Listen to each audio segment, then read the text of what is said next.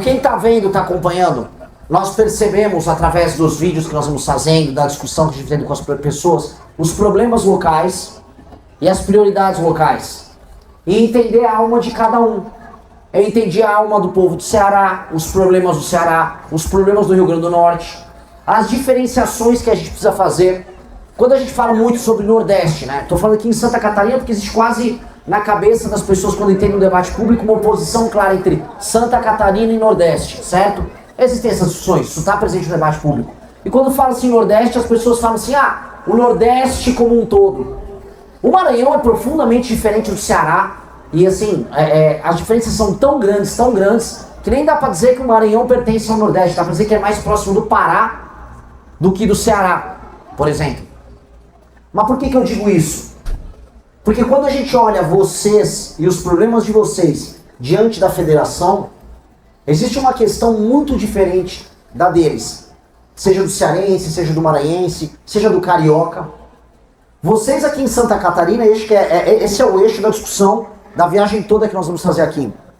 Vocês não são reconhecidos como brasileiros. O Estado brasileiro só descobre vocês na hora de cobrar imposto de vocês. O Estado brasileiro gosta disso.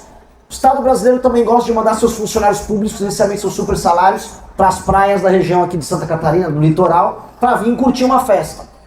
Ele coleta teu imposto, ele vem festar por aqui, ou seja no carnaval, seja no Réveillon, e depois ele te trata como um cidadão de segunda categoria, que tem como função social trabalhar e calar a boca. Vocês não foram retratados na abertura da Copa do Mundo, alguém se lembra?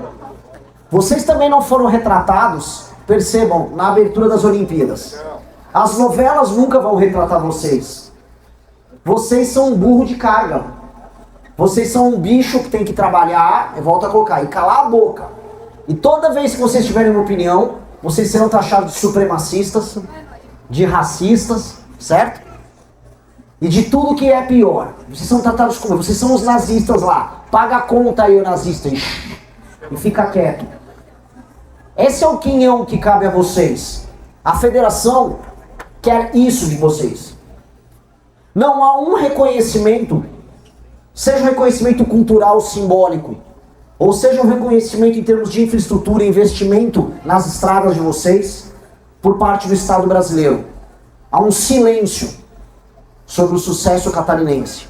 É um sucesso que aconteceu através do trabalho dos seus pais e avós, muitos deles imigrantes, que vieram para cá e se construíram a despeito do Estado, a despeito da perseguição que o Getúlio Vargas fez contra eles. E eu sei, quem conhece, quem é filho de imigrante italiano e alemão, e mesmo japonês, que em São Paulo aconteceu isso, sabe muito. E vocês, sem que os outros percebessem muito, tocaram a sua vida, geraram sua emancipação, recebem agora migrantes e imigrantes, e ainda assim, quando resolvem levantar o dedo, ei, eu tenho uma opinião para dar.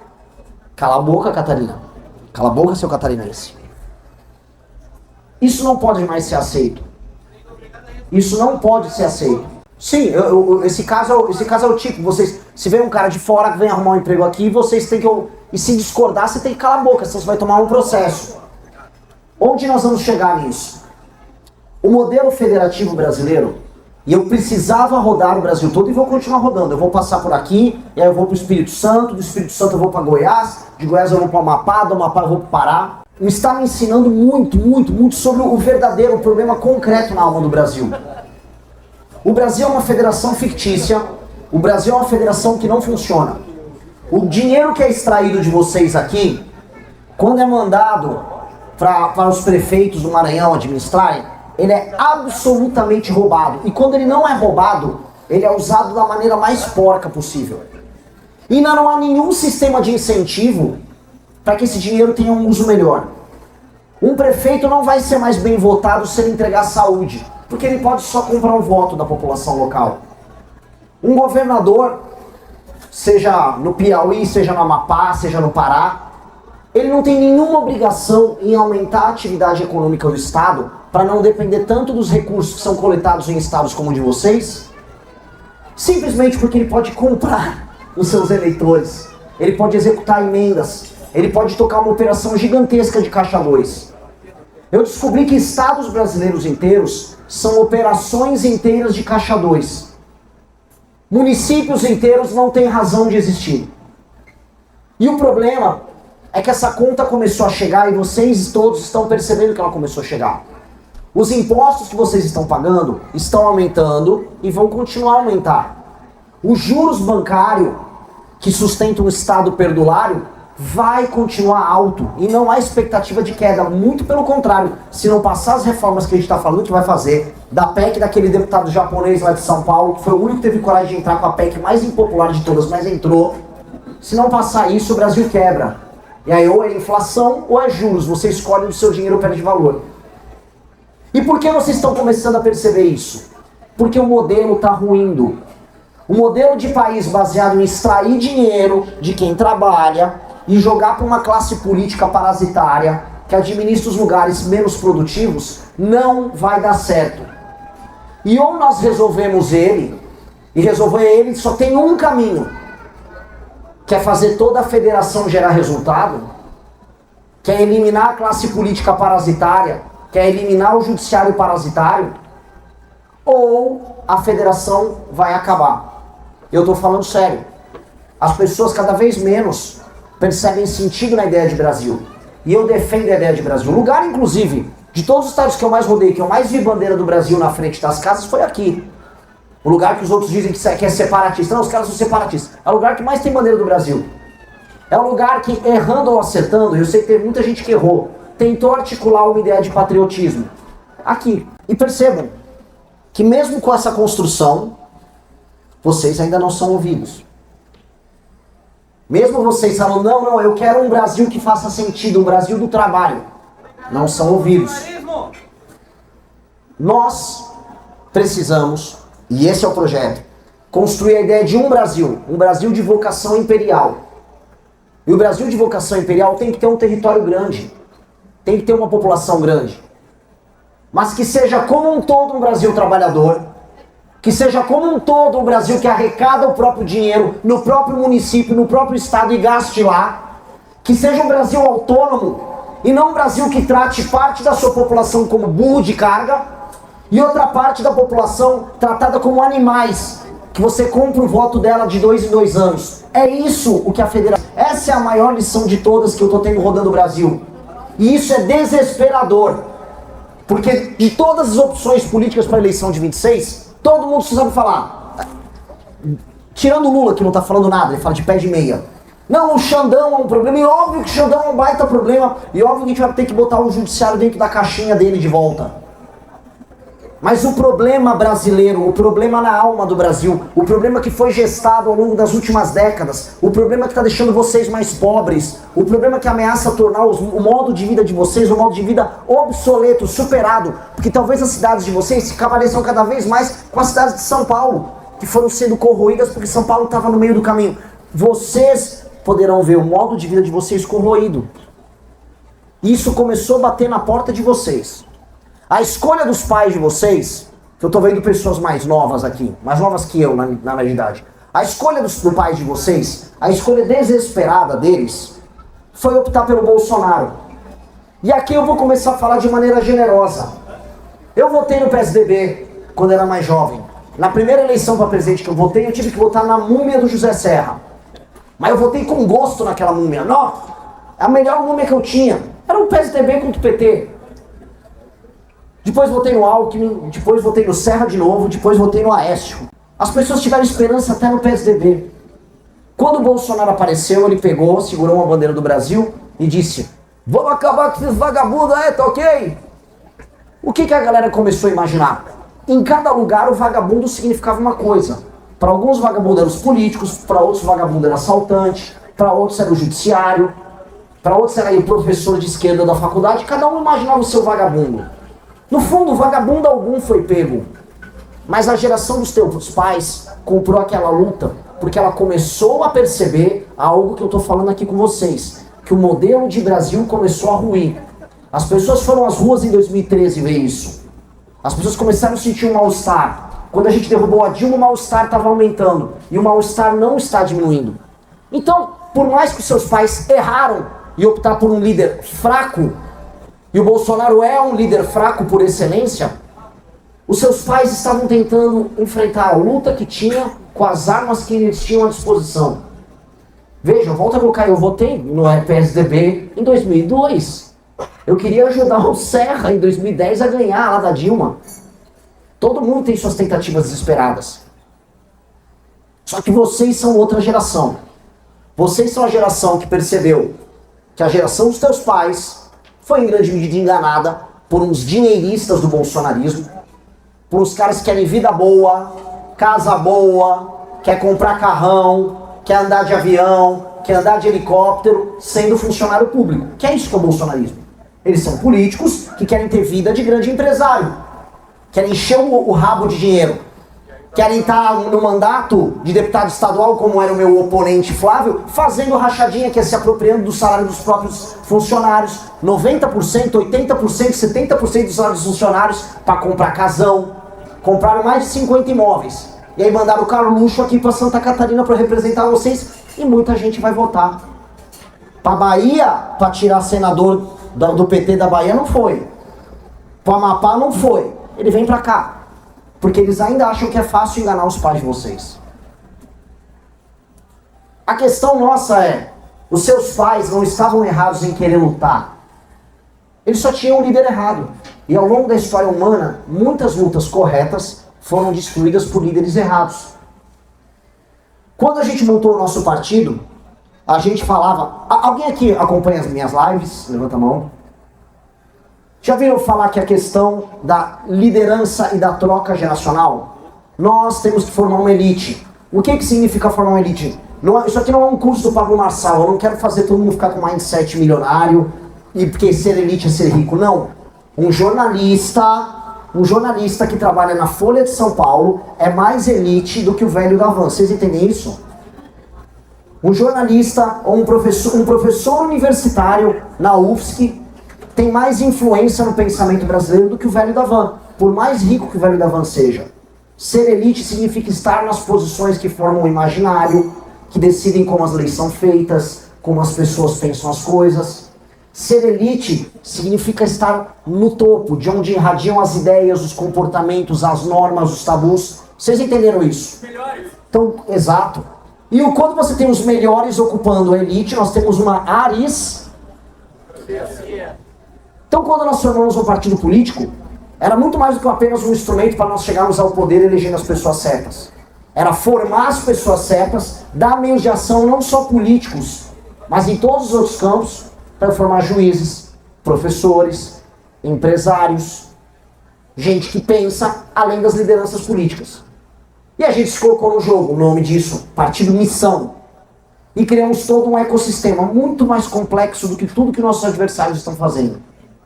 E fomos crescendo sem que eles percebessem, que é o pior tipo de problema. Quando você cresce sem um adversário seu perceber, seu adversário quando vê a tua sombra fala, meu Deus, de onde veio?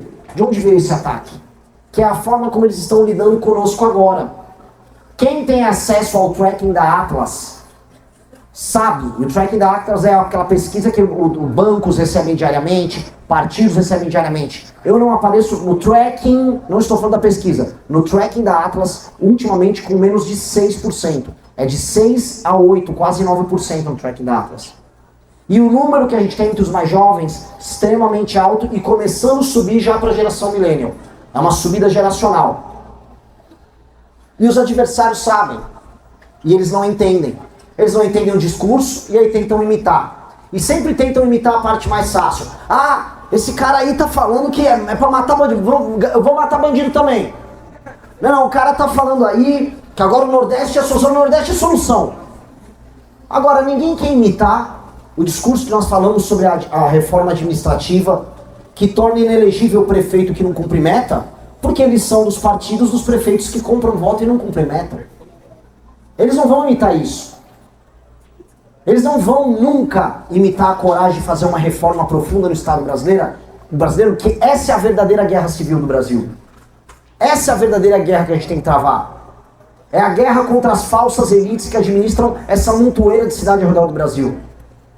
É a guerra contra os pilantras do Centrão, contra aqueles comedores de prostituta que recebem o dinheiro de emenda, desviam, enganam as pessoas, enriquecem e casam com prostitutas, e compram carros e vivem uma vida que eles não têm o direito de viver. tudo com o seu dinheiro. É um tipo de ladrão mais assintoso do que aquele corrupto óbvio. Porque ele está aí aos milhares. E aí eu volto a colocar, girando o ciclo de novo para vocês. A posição de vocês é a mais incômoda de todas. Porque o catarinense, ele não é sequer reconhecido como parte do Brasil, ele não está no imaginário do Brasil, ele paga muito a conta do Brasil, e na hora de tentar lutar, ele elege os caras do Centrão que validam os caras que estão roubando o dinheiro dele via impostos. Então ele está preso num ciclo. O ciclo de vocês é um ciclo desesperador. É um ciclo desesperador. Vocês são administrados pelo Centrão aqui no estado. Sejamos honestos. O Jorginho, agora ele é de direita. Ele teve com a Dilma anteriormente. É um cara do Centrão, que agora, eu sou conservador, não sei o quê. A pauta, eu vou ter que rodar aqui o estado, vou dar muitas entrevistas, a pauta para muita gente aqui em Santa Catarina é, não, e o STF? Meu amigo, óbvio que o STF é um problemaço que a gente vai ter que peitar. Primeiro que o Flávio, que é o nome desse caso, nunca vai peitar, porque o Flávio depende até o resto da vida dele do Gilmar Mendes. E eles são aliados do STF, como sempre foram, e fingem brigar com o STF. Mas dito isso, todos os outros problemas, como as estradas de vocês que não andam porque vocês dependem de repasse federal, um estado pujante que não tem ele próprio como estado dinheiro para fazer as próprias rodovias, dependem, tal qual o Maranhão, tal qual o Piauí, do governo federal fazer isso. Esse estado definitivamente tem que despertar para os seus próprios problemas e entrar na briga do Brasil com seus senadores, não mais falando apenas em como eles vão defender o Bolsonaro, com seus deputados não só se colocando como soldados da família Bolsonaro, mas soldados de Santa Catarina, representando o povo que trabalha daqui e o povo que trabalha de todo o resto do Brasil.